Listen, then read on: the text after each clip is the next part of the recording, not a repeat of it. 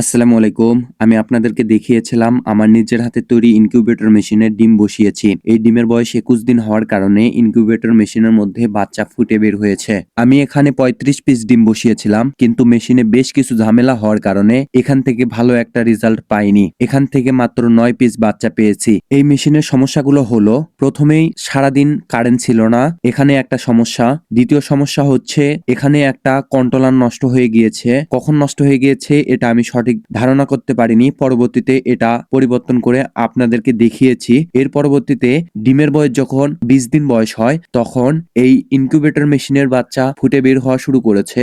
সেই মুহূর্তেই ৪ থেকে ৫ ঘন্টার মতো কারেন্ট ছিল না। এই জন্য ভালো একটা রেজাল্ট পাইনি আমি। এই ইনকিউবেটর মেশিনের মধ্যে ৩৫টি ডিম বসিয়েছিলাম। এই ৩৫টি ডিমের মধ্যে ২৬ থেকে ২৭টি ডিমের মধ্যে ভ্রূণ এসেছিল এবং বাচ্চাও বড় হয়েছিল। কিন্তু এগুলোর মধ্যে থেকে মাত্র ৯টি বাচ্চা ফুটে বের হয়েছে এবং বাকি সব ডিমের মধ্যে বাচ্চা মারা গিয়েছে। তো যাই হোক, আল্লাহ যা করে সবার ভালোর জন্যই করে। এখানে আফসোস করার কিছু নেই, তবে একটু মন খারাপ হচ্ছে।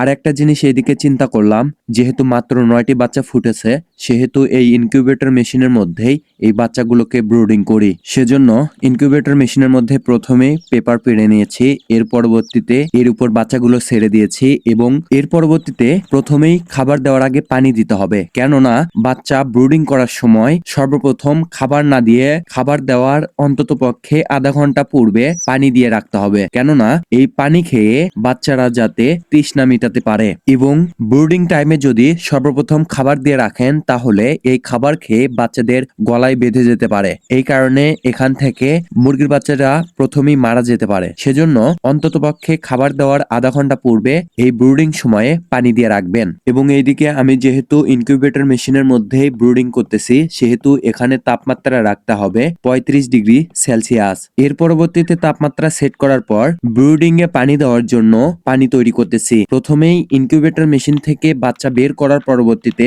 ব্রুডিং টাইমে প্রথমেই লেবুর রস এবং চিনি অথবা লাইসোভিট মিশিয়ে দিতে হবে। আমি যেহেতু প্রত্যেকবার লাইসোভিট ব্যবহার করি, এটাই এবারও ব্যবহার করতেছি। লাইসোভিট ব্যবহার করার কারণ হচ্ছে, বাচ্চা যদি দুর্বল থাকে, এই লাইসোভিট দেওয়ার কারণে এই বাচ্চাগুলো সুস্থ সবল হয়ে ওঠে। এর পরবর্তীতে এই লাইসোভিট দেওয়া পানিটা এই ইনকিউবেটর মেশিনের মধ্যে ব্রুডিং টাইমে দিতে হবে এবং এই পানি দেওয়ার যেখানে এই পানিটা রাখবেন সেখানে একটা মোটা কাগজ দিবেন, এর উপর এই পানিটা রাখবেন যাতে এই পেপারটা ভিজে নষ্ট না হয়ে যায়। এবং এই পানি দেওয়ার ২০ থেকে ২৫ মিনিট পর খাবার দিয়ে দিবেন, তাহলে মুরগিরা সুন্দরভাবে খেতে পারবে, কোনো সমস্যা হবে না। আজকের ভিডিওটা এই পর্যন্তই।